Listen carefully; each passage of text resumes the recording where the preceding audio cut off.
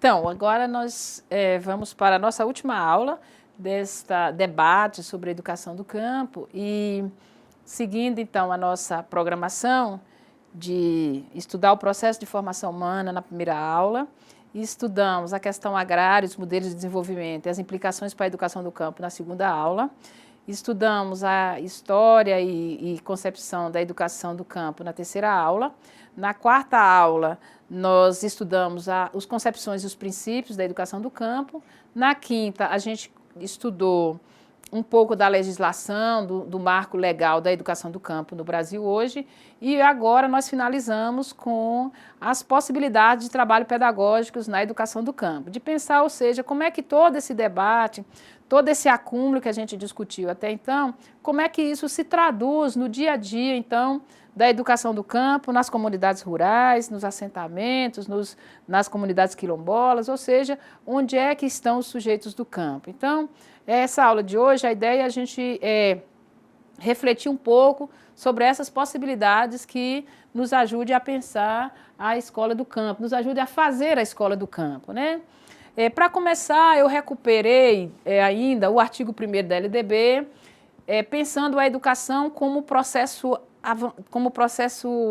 alargado, né, que não é um processo só de escola, né? A educação como processo formativo desenvolvido na vida familiar, na convivência humana, no trabalho, nas instituições de ensino e pesquisa, nos movimentos sociais e tal da sociedade civil. Eu recupero esse artigo para a gente pensar a educação do campo, ou seja, que a educação do campo ela não se limita aos espaços apenas escolares. Isso é importante a gente lembrar, nunca se esquecer disso. Por quê?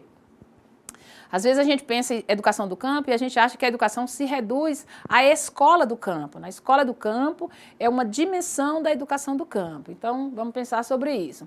E nosso conceito de educação ampliado, ele também se fundamenta em Brandão, colocando este processo educativo como algo fundamentalmente humano, né? Um pouco isso que o Brandão diz, de que a educação está para todos nós, ninguém escapa da educação.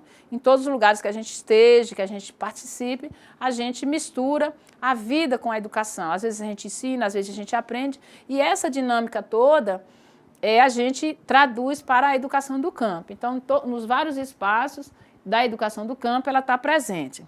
A gente recuperou também esse conceito de educação do campo para a gente adentrar naquilo que a gente chama de possibilidade pedagógica. Lembrando da educação do campo, pensado pelos movimentos sociais, que a educação do campo é uma educação dos trabalhadores do campo, organizada nos seus diversos movimentos, e os não organizados também, né?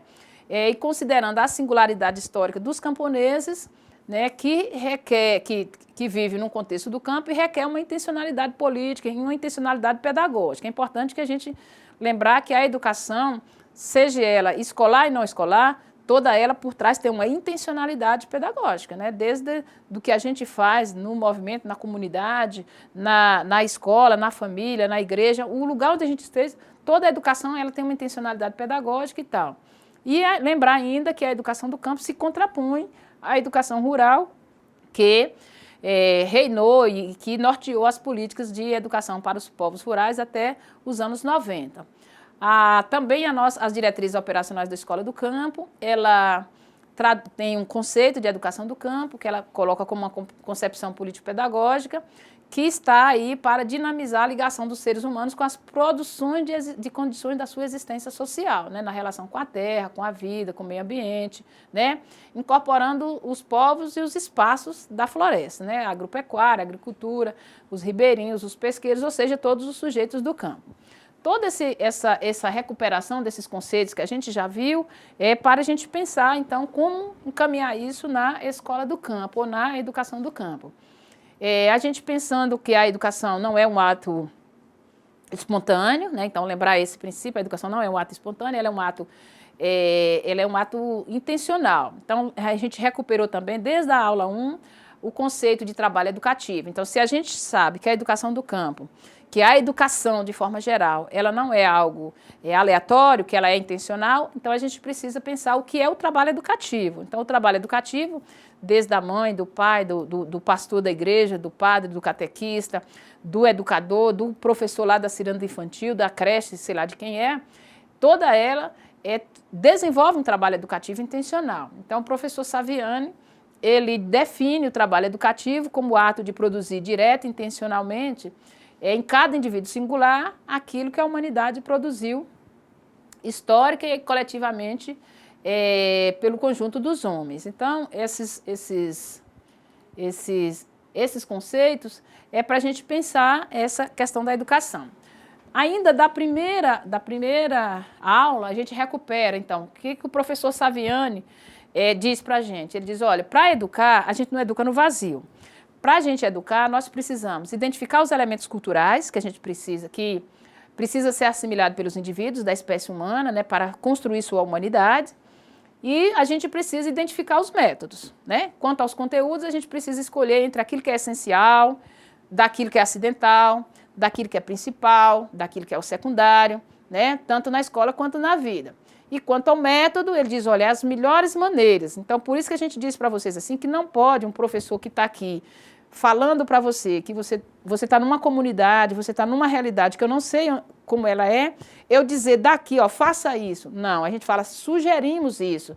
Mas quem vai escolher o conteúdo, escolher o melhor método para trabalhar lá naquela especificidade é você.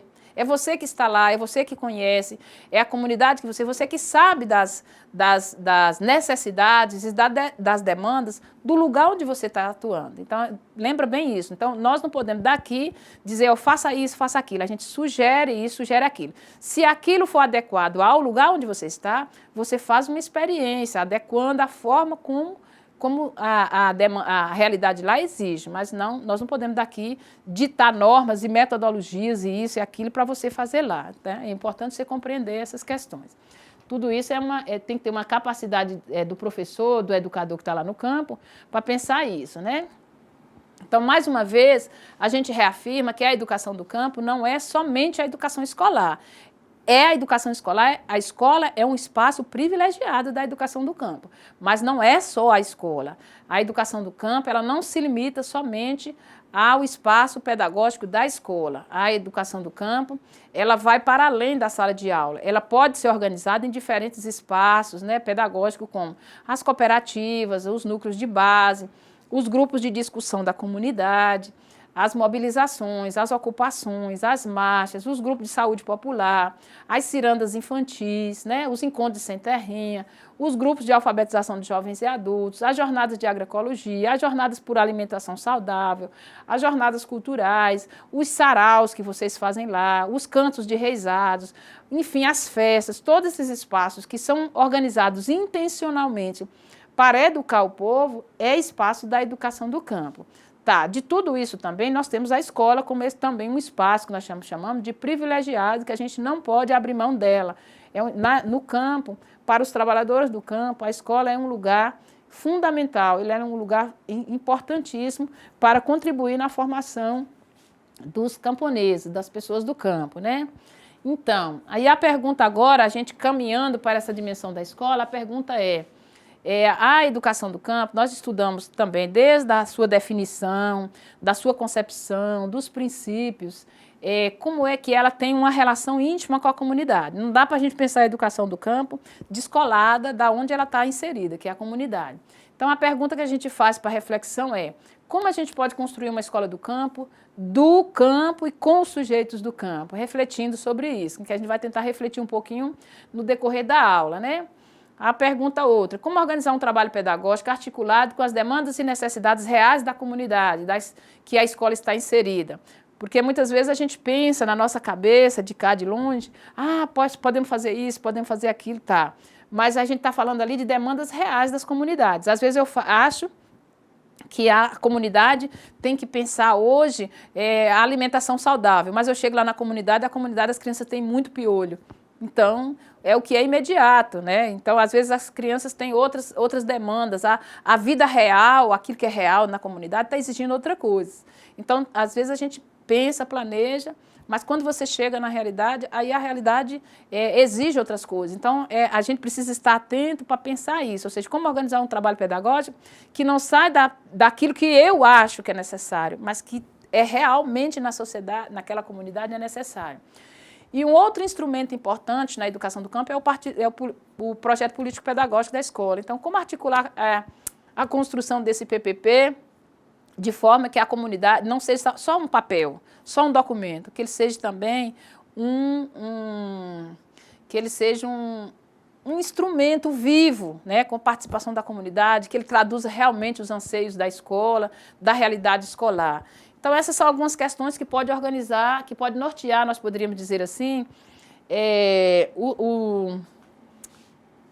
o trabalho pedagógico nas escolas do campo, né? Então, a primeira questão é pensar qual é a questão basilar de uma escola do campo, daquilo que nós discutimos nos princípios, no histórico, naquilo que... Então, a proposta metodológica da educação do campo, primeira questão é partir da realidade desses educandos. E é importante a gente lembrar, gente, quando a gente fala partir da realidade, é partir a realidade como ponto de partida. Não é a realidade como ponto de partida e estacionamento final. Não é só isso. É ela como ponto de partida, ou seja, ela como matéria-prima, né? Ela como matéria-prima, ela como instigadora, né? Das demandas por conhecimentos científicos. Então, lembrar sempre isso. Também as propostas pedagógicas precisam estudar e refletir os temas e conhecimentos que contribuem para uma melhor relação, né, dos estudantes com a comunidade de origem, com as lutas que eles fazem para alterar o modo de vida dos trabalhadores do campo e tal, né? E pensar como é que essas premissas podem ser organizadas na educação do campo. Em primeiro lugar, nós chamamos a atenção que ela não pode ser organizada de forma que não seja planejada, né? Então, o trabalho de educação do campo ele deve ser, essas premissas, né, deve acompanhar o planejamento da educação do campo. Bom, esse aqui, agora, então, assim, partindo dessas premissas de que a escola deve ser vinculada à realidade, de que ela não pode se organizar a partir apenas de um querer do professor, de um querer do diretor, de um querer da secretaria, mas realmente que ela reflita o que é vivo, o que é real ali na escola. Nós sugerimos, né, que foi desenvolvido nas escolas do Movimento Sem Terra, um trabalho muito bom, e eu tenho uma experiência com eles também, lá num assentamento lá da Bahia, que é o inventário da realidade. Então, esse inventário da realidade, o pessoal do MST ele disponibilizou. Depois a gente também pode disponibilizar para vocês o roteiro, como faz e tal. O que nós estamos sugerindo aqui? É que, para conhecer uma escola, para a gente saber qual a sua demanda real, a gente não faz isso sem fazer pesquisa. Então, para eu entender, eu posso até começar a aula lá, você vai dizer assim... mas eu fui designada para uma escola do campo e eu cheguei lá, eu ainda vou esperar fazer um diagnóstico para eu começar o trabalho? Não, você pode começar a sua aula e no decorrer do seu trabalho você vai trabalhando na perspectiva de fazer um inventário, de conhecer essa realidade, né? Como é que a gente pode conhecer a realidade? Um dos instrumentos de conhecimento da realidade, da escola, do entorno, da região, é o inventário da realidade, né? Então, o inventário da realidade, ele constitui, esse inventário da realidade, ele é trabalhado também pelas escolas famílias, agrícolas. Então, as várias instituições, várias organizações do campo já têm essa tradição de trabalhar com esse inventário da realidade, que é estudar efetivamente o que é a realidade onde a escola está inserida, né? Então, ele é uma ótima ferramenta para levantar registro, organizar material, levantar os registros não só da escola, mas da escola e do seu entorno. É importante lembrar isso, da escola e da comunidade onde ela está inserida. Então, no inventário, a gente pode levantar dados tanto qualitativos, né, quanto quantitativos, né? Por exemplo, a gente pode inventariar os bens que a escola tem e a comunidade, a questão de que valores aquela comunidade preserva, né? Quais são as produções econômicas que essa comunidade tem? Ela produz cacau, ela produz café, ela produz piqui, ela produz peixe, ou seja, o que essa comunidade produz, né? Quais são as produções econômicas? Quais são as produções culturais? É importante lembrar isso. Quais são as produções sociais? Que recursos naturais ainda existem naquela comunidade, né? Que nascentes, que espécies de recursos naturais ainda tem ali, de pessoas, como as pessoas realizam o seu trabalho, quais são as lutas desenvolvidas, quais são os hábitos que essa sociedade tem, aquela comunidade tem, quais são os costumes, que conhecimentos eles têm, e já mostra que tem, porque aí a escola pode ajudar a melhorá-los, né?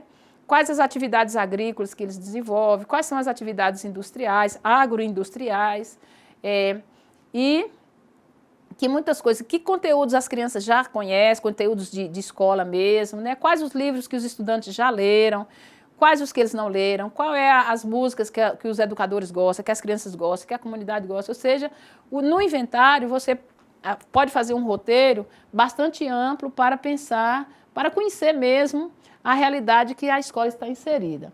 Então, o inventário da realidade, ele pode contribuir para que a escola não desenvolva sua tarefa de forma separada da vida, né? Então, o inventário vai fornecer para a escola aquela matéria-prima necessária para que a escola se debruce e diz, olha, a realidade aqui é essa. Então, a partir disso aqui, que revelou a pesquisa da realidade, nós podemos desenvolver um trabalho, né?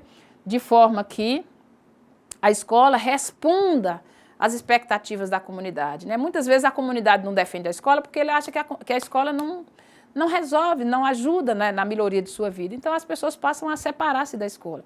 Então, o inventário, ele ajuda nesse debate de que a escola pode se articular junto da comunidade. Mas essa ligação entre a escola e a vida, né, o trabalho, a luta, a organização social, precisa de uma formulação pedagógica, né?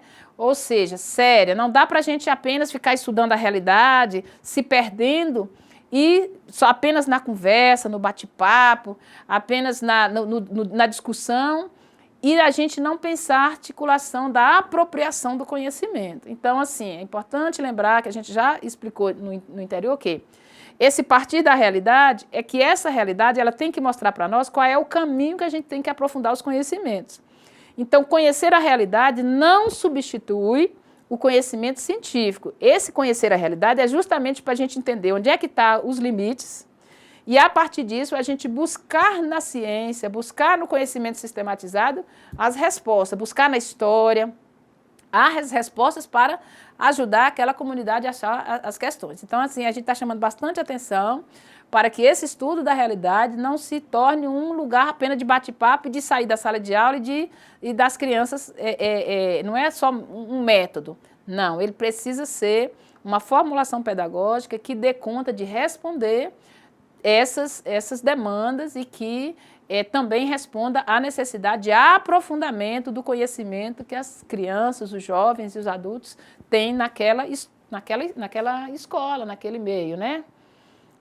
É fundamental que a gente, ao realizar o inventário, ele é uma forma, né? O inventário é uma forma da gente articular, então, o trabalho com a questão do conhecimento, né? Com a questão do ensino, com a questão da participação dos estudantes na condução da vida escolar. Então, o inventário ele vai permitir bastante coisas, né? Não sei se vocês observam que o inventário, como atividade pedagógica, ele vai ajudar a gente a pensar todas as coisas desde a aula 1, desde a forma de formulação para o trabalho, que a gente discutia lá na aula 1, a questão agrária, a problemática da terra, o meio ambiente, modelos de desenvolvimento, a questão do direito à educação, que a gente discutiu na aula 3, a questão da legislação, os princípios, enfim, ela ajuda a gente a pensar uma totalidade, né? Porque, além da escola construir, a escola precisa ajudar a gente a construir esta formação humana. A escola tem que ser esse lugar de construção da formação humana nas suas várias dimensões. A gente chama de multidimensional. Não é só a dimensão do intelecto, é a dimensão das posturas, é a dimensão dos valores, é a relação com a comunidade, é a relação com a questão ambiental, é a relação com outros seres vivos. Então, a escola tem que ser esse centro cultural de referência para a comunidade. A comunidade tem que entender que a escola é esse polo de difusão cultural, né? Então, a realização do inventário e do trabalho pedagógico com o inventário exige um conjunto de sujeitos, né? Exige um trabalho coletivo, né? Isso é importante dizer, que ela parta de uma base comum, objetiva, detalhada, com informação, um roteiro bem organizado, né? Nós não vamos detalhar um roteiro aqui hoje, mas esse roteiro pode ser construído a partir da própria realidade que vocês estão inseridos, né? E de informações sobre a realidade a ser trabalhado no plano de estudos. Então, assim, o inventário da realidade ele pode durar o ano inteiro, né? E ele pode apresentar demandas de estudos para vários anos, né? Pode apresentar demanda de estudo para vários anos, e de estudos, e de consulta, e de reflexão, e de sistematização, para a gente não achar assim, a gente fez o inventário, parou, acabou, e agora a gente volta para o livro didático de novo, porque o livro didático é que vai dar as indicações do que a gente fazer. Não estou dizendo com isso que o livro didático não deve ser usado, ele vai ser usado. Mas ele vai ser usado, por exemplo, às vezes no inventário vai aparecer a organização de conteúdo que é necessário discutir imediatamente e que às vezes está lá no final do livro didático. Não está nas primeiras páginas, não está no bloco 1, não está na... Então, é a realidade real que vai dizer os conhecimentos que a gente tem que buscar para esclarecer essa realidade. Não sei se está dando para vocês entenderem. Na educação burguesa, na educação elitista, é assim, tem um conhecimento e o conhecimento tenta mostrar a realidade. Agora não. Nessa perspectiva da educação do campo, você tem uma realidade pura aqui, uma dimensão real, e isso vai exigir de você qual conhecimento buscar. Quer dizer, é aqui que demanda qual conhecimento buscar. Não é um conhecimento apartado, tá? Então, mas o cuidado que a gente tem que ter é que, ao descobrir esse conhecimento da vida real, a gente não se limitar a ele. A gente esclarecer esse conhecimento com o conhecimento da vida real, do conhecimento sistematizado, que pode esclarecer muitas coisas, né? Tá. Então, o processo de realização do inventário deve ser um trabalho bastante educativo, ou seja, ele não pode ser uma obrigação que a gente faz por fazer, né? Ele precisa ser educativo, tanto para os professores, quanto para os estudantes, quanto para a comunidade, porque muitas coisas quem vai fornecer é a comunidade. Então, por exemplo, vamos supor se vocês forem fazer inventário das nascentes que tem na comunidade. Às vezes, quem sabe disso é algum morador da comunidade que sabe. Aí nós vamos fazer um levantamento das espécies, né, arbóreas que tem na região. Às vezes, quem sabe isso é um morador, às vezes é uma pessoa. Então, a realização do inventário, ele pode ser para todo mundo, ele é um processo educativo para todo. E também os seus resultados podem ser educativos, né? Então, às vezes, a gente descobre muitas coisas mediante a pesquisa que a gente faz da realidade. Às vezes, a gente tem uma visão, às vezes, ingênua, né, das relações, às vezes, tem uma visão ingênua das pessoas, e com a pesquisa, isso, às vezes, esclarece essa visão ingênua. Por isso que ele é um processo educativo. Então, para ele ser um processo educativo, não basta a gente baixar um decreto para fazer.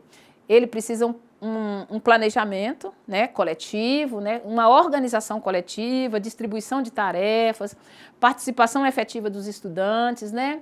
Todos precisam entender o processo em andamento, né, os objetivos, as crianças os jovens e as crianças, os adultos, os sujeitos da escola, precisam entender por que a gente precisa entender, ler a realidade, entender a realidade. Então, todos precisam ter clareza disso, por isso que às vezes é um trabalho que vai demorar um pouco, não é um negócio que você faz de um dia para outro e já resolve o caso, não.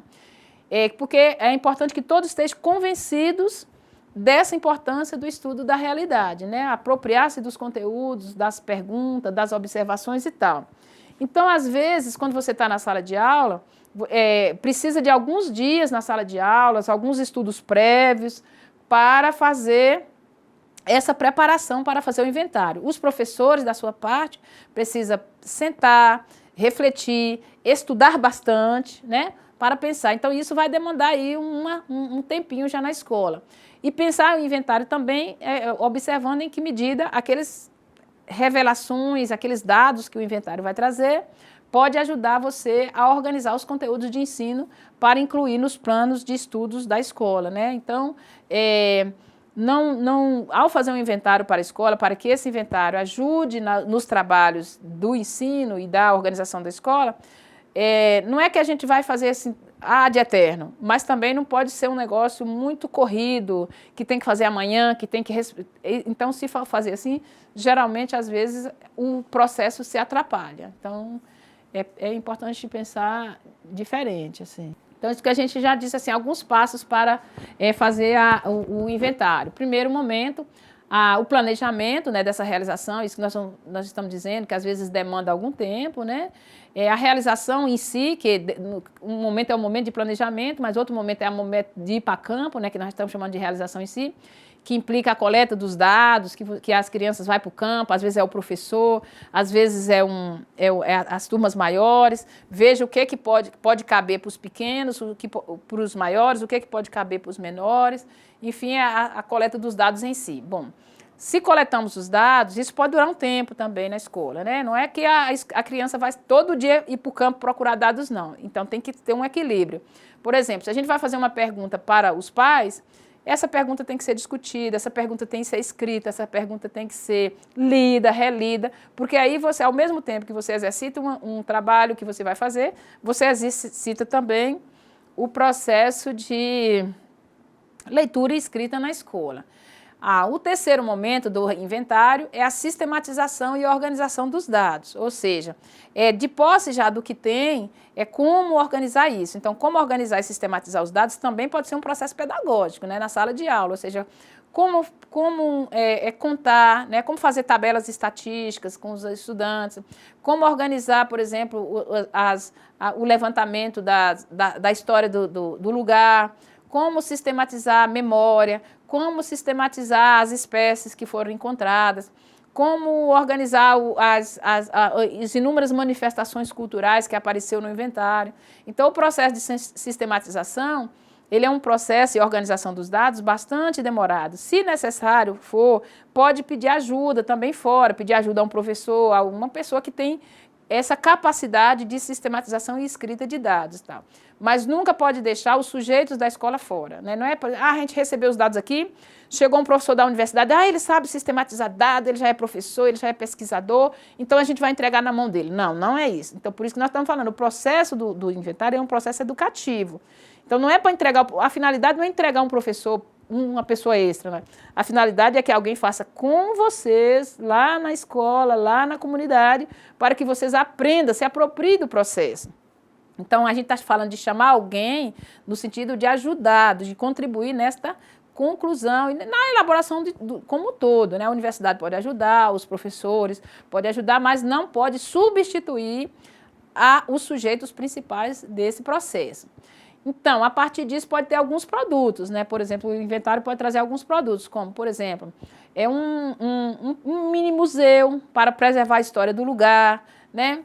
Pode ter álbuns de fotografias que vocês têm. Hoje está bastante fácil, né? Você chega numa casa, a pessoa diz, olha, aqui tem a fotografia dos primeiros moradores. Com essa história do celular, que geralmente no campo todo mundo tem, na cidade e tal, tira uma foto. Antigamente a gente precisava levar aquela foto para casa para poder tirar outra foto, não sei o que lá. Hoje é um processo imediato, né? Então por isso pode constituir arquivos de fotografias do lugar, né? Fazer uma linha do tempo, né? A partir de fotografias, as crianças podem fazer isso, os estudantes podem fazer. As entrevistas, vocês podem construir tanto transcrição, quanto posso construir arquivos de conversas gravadas. Pode construir bancos de sementes. Então, assim, tem comunidades que são riquíssimas em variedades de sementes, não pode construir a partir já da indicação de que os técnicos ajudem, né? Pode construir herbário das principais plantas da região. Se levantou se levantou receitas, modos de culinária e tal, pode fazer um caderno de receitas culinárias. Se vocês, por exemplo, chegou numa comunidade e o agricultor lá disse, olha, eu não uso agrotóxico, eu não uso venenos e tal, aqui eu cuido dessa forma, pode capturar também essa receita, organizar também as formas de alternativas, né, de combate a pragas e doenças e tal. Enfim, tem uma série de coisas, tanto de posse dos dados, tem uma série de coisas que a gente pode construir já os produtos. Esses produtos podem ser matéria-prima de estudos e encaminhamento de novos estudos. Tá. A gente aqui colocou para vocês um pouco o roteiro básico do inventário. Esse roteiro básico a gente tomou emprestado de um roteiro que o pessoal do MST fez e que orienta as escolas do campo no Brasil inteiro, nas escolas do MST.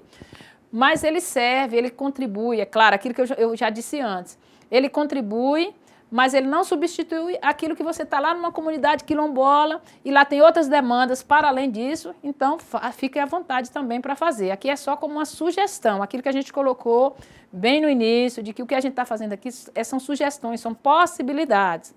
Mas o que diz que tem que ser feito, o trabalho do professor da escola do campo, a realidade lá é que vai dizer como o professor tem que se portar, que currículo tem que organizar, que conteúdos, e respeitando aqueles princípios da escola do campo, então a gente pode dar asas à criatividade para responder às demandas da escola do campo. Esse roteiro que o MST fez, ele divide em duas fases. Um que ele chama de fase 1, que ele chama de levantamento dos dados básicos, e a fase 2, né, que ele já faz outra questão. Então, na fase 1, eles colocam que eles dividem em 7 blocos. Então, acho que não é 7, são mais. Primeiro, levantamento dos recursos naturais, reconhecendo a biodiversidade.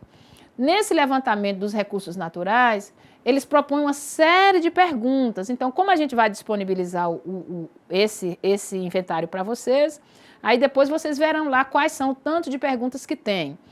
Que vocês poderão usar algumas, tirar outras, enfim, pode usar à vontade.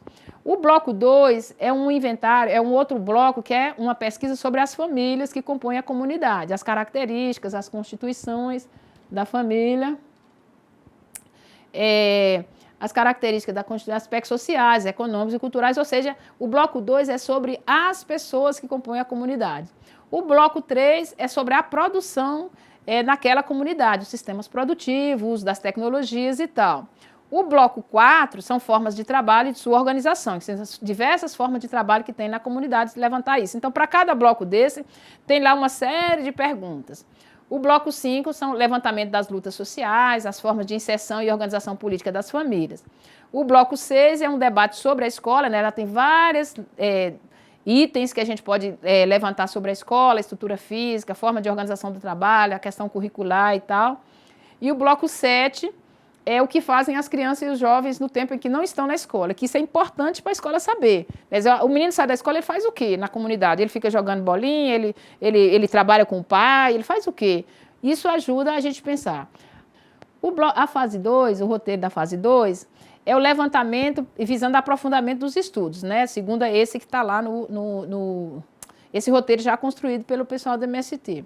É levantamento do percurso histórico da comunidade, né? Eles colocam que é importante reconhecer a história da comunidade, que transformações a comunidade já passou, né? O território onde a escola se insere, o percurso da comunidade, das famílias, do lugar, enfim, algumas coisas, né? E eles sugerem alguns levantamentos que já pode ser feito sobre a comunidade, as famílias, o agrossistema, buscar o histórico de transformação ocorrida no ecossistema da comunidade e por aí vai. No bloco 2, eles sugerem discutir a questão levantar dados, né, pesquisar a biodiversidade, o sistema de produção, trabalho e uso de tecnologias.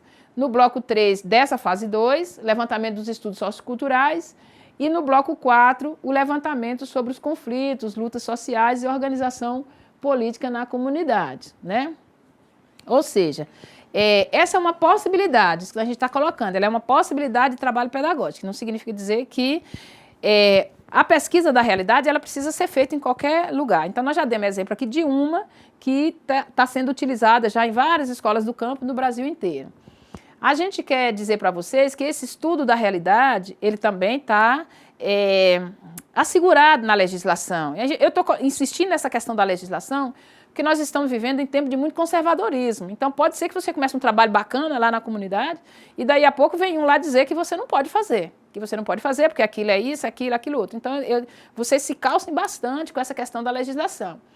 Então, aí eu trouxe esse artigo das diretrizes operacionais, que ele diz, olha, o projeto institucional das escolas do campo constituirá no espaço público de investigação.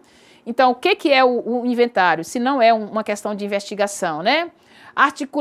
Articulação de experiências e estudos direcionados para o mundo do trabalho e o desenvolvimento social, economicamente justo e ecologicamente sustentável. Então, para vocês entenderem que você não está fazendo uma coisa clandestina, uma coisa fora do padrão, uma coisa que não está assegurada em legislação. Então, a realização de um inventário, ele está profundamente assegurado como uma dimensão pedagógica da escola, não precisa ter medo de fazer. E também como é que diz? Esses dados que o inventário vai fornecer pode ajudar também na construção dos projetos políticos pedagógicos.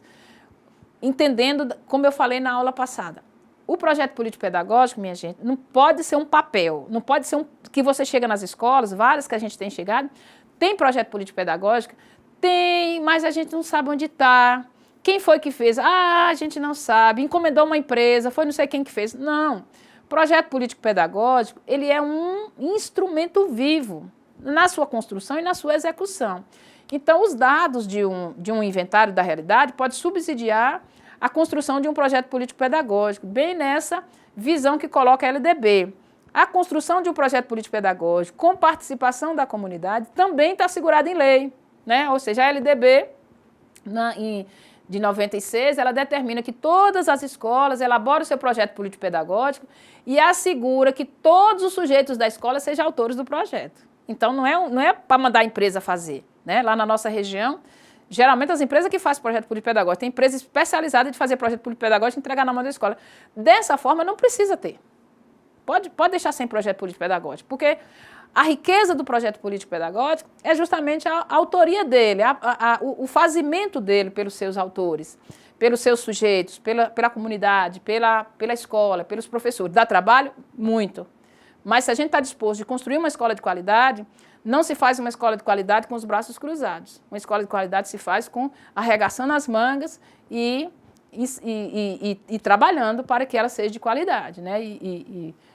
O povo do campo merece e tem, e como já foram excluídos ao longo da vida, nós não podemos nos furtar. Se a gente se dedica a ser professor, a ser coordenador, a ser gestor de uma escola, a gente tem que ser de verdade. Não pode ser um saco de batata, né? Não só pode ser só um peso de ter o cargo e não fazer nada. A gente precisa dar a nossa contribuição para que essas questões sejam resolvidas, né? Aí a gente fez algumas sugestões metodológicas também para vocês, que pode ser que ajude nesse trabalho do inventário e no trabalho também da escola do campo. Uma questão, lembra que a gente falava sempre da participação da comunidade. Então, a dimensão do trabalho, que a gente diz, olha, o trabalho, ele é o carro-chefe da educação do campo. A discussão sobre o trabalho enquanto atividade formativa, ele é um dos carros-chefe. Por quê? Porque o trabalho é que vai vincular a escola à comunidade, à produção da vida, né? Aí, enfim, essas questões. Então, uma sugestão é debate com as famílias sobre o trabalho como atividade que produz a existência humana, a participação da criança nos processos de trabalho, lembrando que é preciso distinguir o que é trabalho explorado do que é trabalho educativo, né? Porque às vezes assim, a gente acha que a criança do campo, quando você fala assim, olha, ele não pode trabalhar porque o trabalho infantil é proibido, aí a criança cria como um mamífero de luxo, que nada faz, que acha que tudo tem que vir para ela. Não, ela precisa entender o valor do trabalho, ela precisa saber como organizar o trabalho. Então, a discussão sobre o trabalho precisa estar presente na escola, isso pode ser através de debates e discussões. E nessa mesma esteira do trabalho, a gente pode resgatar na escola informações sobre as práticas de trabalho coletivo que a comunidade tem, né? As crianças podem ver isso, podem registrar, né? Podem discutir isso. As práticas de mutirão, que geralmente tem muito nas comunidades camponesas, né? O trabalho coletivo é muito presente nas comunidades camponesas, né? E além de assistir, de ver, de debater, a gente pode trazer na escola pessoas para discutir e dar depoimentos sobre as dimensões do trabalho coletivo na escola. A outra questão que está ligada ao mundo do trabalho também, gente, e que hoje é um grande problema nas comunidades camponesas, é a questão do uso de agrotóxicos. Você se lembra, quando a gente discutiu na aula 2, a questão do modelo de produção do agronegócio, a gente falava bastante dessa dimensão do uso de agrotóxicos, que é o modelo do agronegócio faz isso, né? Então, esse debate precisa aparecer na escola. A escola precisa levantar esse debate através do uso de filmes, de documentários, de depoimentos, né? Às vezes nós temos muitas pessoas que já adoeceram, já tiveram problema com agrotóxicos. Então, esse debate tem que vir acompanhado tanto de ilustrações, quanto de exemplos, quanto de depoimento, e esse debate não pode ficar fora da escola. Ele não pode ficar fora da escola desde a educação infantil até o ensino médio e fundamental, enfim, todos os níveis. E esse debate sobre o uso de agrotóxico, ele vai engatar em um outro debate, que é também, bom, se a gente não quer o uso de agrotóxico, né, o cálice de veneno todos os dias em nossa mesa e produzir, então nós precisamos pensar, então, qual é a alternativa? Então a escola precisa inserir nesse debate. Então, nessa história da alternativa, é necessário que a gente pense uma jornada de alimentação saudável, está sendo feito em muitas escolas brasileiras hoje, as próprias crianças, os próprios jovens estão discutindo isso, partindo da própria vida cotidiana que eles fazem, né? Resgatando também a alimentação tradicional, esses alimentos que a gente tem, às vezes, muito cheio de antibióticos, de venenos e tal, né? E até valorizar a alimentação que nossos pais, nossos avós, né, as famílias mais tradicionais, elas tinham e eram muito mais saudáveis, né? Isso pode ser trazido para a escola para ser discutida. Lembra a história da memória que a gente falava lá na legislação, na identidade da escola? Então, isso que nós estamos chamando de memória. Então, realizar experiências de agroecologia na escola é importante, com apoio da comunidade, replantando quintal, construindo viveiros de mudas, né? Eu acompanho uma escola lá no sul da Bahia, a Escola Terra Vista, a Escola Milton Santos, que tem um viveiro, que são os alunos que cuidam, eles têm uma horta maravilhosa, que são os estudantes que cuidam, ou seja, toda a experiência agroecológica do assentamento, a escola está sempre inserida, e o assentamento na escola e a escola no assentamento. Recentemente, esses alunos ganharam um prêmio do governo do estado pelas práticas de agroecologia que a escola desenvolve e vai convencendo toda a família, né? Então, você convence a criança na escola, a criança convence o pai vem para a escola, então dá uma boa dinâmica na escola, né? Ao mesmo tempo, é importante discutir com a escola ser o espaço de recuperação de solos, discutir como é que está as nascentes dos rios, né? Tem regiões que estão secas. Então, esse trabalho pode ser um trabalho bastante realizado da escola em conjunto com a comunidade e por aí vai.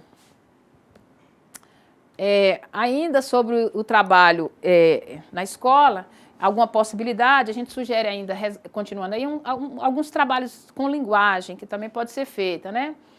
No trabalho com linguagem, pode resgatar expressões locais, né, da própria comunidade, fazer classificação dentro das gerações, mostrar a diferença entre a linguagem formal e a linguagem informal, trabalhar as diferentes valorização das linguagens, né, estudo dos rótulos, embalagem industrializada, ver seu valor nutricional, ver a questão dos transgênicos, ver a questão do custo de vida, né, pode-se organizar um mercadinho na escola, somente com embalagens, para que as crianças possam vivenciar, fazer leituras disso e tal, né? O trabalho com orçamento familiar, e assim, no campo nós temos uma diferença do orçamento. A gente no campo não tem salário, né? Muitos dos camponeses não têm salário, mas eles também têm os serviços, então tem muita coisa que eles têm, que eles produzem, que na verdade é do seu próprio trabalho e que eles não colocam no orçamento. Então isso é importante, mostrar essa diferença entre o campo e a cidade, né? O cara da cidade, ele não tem esses produtos, mas tudo dele, se não depender do salário, ele fica sem. Então, mostra essa diferença com as crianças para que eles possam desenvolver essa percepção, né, do que é preciso comprar, mas que é produto do trabalho humano. Comparar a qualidade de alimentos que a gente produz no campo, né? Outras possibilidades que a gente pode fazer na escola do campo, realizar aquelas noites artístico-culturais na escola, né? Para valorizar as pessoas que tem na comunidade, tem poetas, tem trovadores, tem cantadores, tem violeiros, tem artesãos. Então, todo esse movimento da comunidade pode vir para a escola pode ser esse espaço, aquilo que nós falávamos anterior, a escola pode ser um espaço difusor da cultura local, né? No início de cada ano também é importante organizar a organização das turmas, né? Construir os princípios de convivência. É importante construir o coletivo dos estudantes, aquilo que nós falávamos da gestão, né? Ou seja, a gestão não se faz só com o professor, é preciso formar os estudantes, é preciso formar os professores. Então, é nesse espaço de atuação que cada um vai se formando, né? Observar quais são os espaços de atuação e de deliberação que os estudantes possam e devem participar e incentivar tudo isso, né? É importante lembrar, gente, essa observação que a gente colocou aqui de forma bem negrita, que todo esse trabalho que a gente colocou são trabalhos práticos, mas esse trabalho não pode ser desenvolvido na escola. Primeiro, ele precisa ser planejado. E ele precisa ser planejado para se tornar objeto de leitura escrita. Então, tudo isso que a gente colocou aqui, dessas sugestões todas, tudo isso precisa ser canalizado, né, para essa atividade de leitura escrita, né? Então, nada pode ser realizado no âmbito das atividades práticas descolada das atividades pedagógicas. Então, por exemplo, vamos fazer uma noite artístico-cultural, mas isso tem a ver com o conteúdo que eu estou trabalhando? A gente precisa realizar a organização das turmas, isso tem a ver com o conteúdo? O que é que disso efetivamente sobrou para eu escrever, para ler, para discutir, para avançar no conhecimento? Então, todos esses debates não dá para ser pensado sem a gente pensar a relação íntima, nós poderíamos dizer assim, entre os conteúdos das escolas, o conteúdo escolar e as atividades que a gente faz. Olha, gente, tem uma série de atividades, tem uma série de possibilidades que pode ser feito na Escola do Campo, mas é importante, assim, se apropriem desses debates, se apropriem dos princípios, se apropriem, enfim, daquilo que a gente constrói na educação do campo, troquem experiências com outros educadores, com outros professores, que de alguma forma o seu trabalho será enriquecido. E a gente finaliza a nossa aula com essa fotografia, não está muito nítida não, mas assim, acho que dá para vocês entenderem que essa fotografia, ela é um círculo, né? Ela é um círculo de pessoas com mãos dadas. Então, essa fotografia sistematiza aquilo que nós pensamos na educação do campus. Foi uma atividade que nós fizemos lá no assentamento Terra Vista, no sul da Bahia. Então, isso sistematiza aquilo que é a educação do campo. A educação do campo são as pessoas, uns segurando nas mãos do outros, né? Ela faz em forma de círculo, ela faz em forma de seres humanos, ela faz em forma de uma ciranda que gira, né? Que gira para frente, que gira durante toda a vida.